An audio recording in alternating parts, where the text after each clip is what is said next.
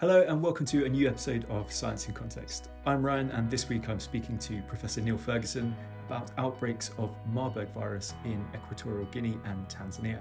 Neil, what is Marburg virus and what's the current situation? So Marburg is the same family of viruses as Ebola virus. It's a severe hemorrhagic fever. Something like half of the people infected die. If you look at historical outbreaks, it was first identified as a virus back in 1967 in the German town of Marburg, where some lab workers had been accidentally exposed to the virus by contact with experimental monkeys. But really the reservoir host, we think, is bats, and really in sub-Saharan Africa. So most of the larger outbreaks have been in sub-Saharan Africa. Since then, there have been a number of small outbreaks, two significant outbreaks, one in the Democratic Republic of Congo in 1998, caused about 150 cases, and an even bigger one in 2004 in Angola caused over 370 cases.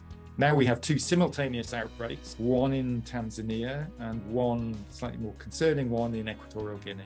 And how are these outbreaks brought under control and are there any treatments available? Because it's such a severe disease, the people who infect other people, transmission happens because the virus is shed by very severely ill people who can be readily identified. So we control transmission by isolating cases as quickly as possible and then do contact tracing and isolate the contacts as quickly as possible. We don't have a vaccine at the moment. There's a candidate vaccine which may possibly be trialled, but we can't rely on the vaccine at the current time.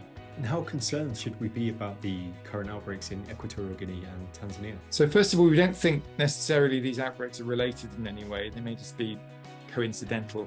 Tanzania has quite a well-developed public health system and the outbreak is more geographically contained and therefore probably smaller.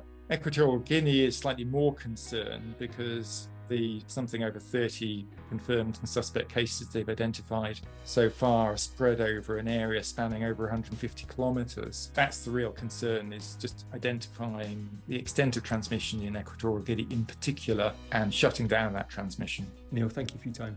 Thank you.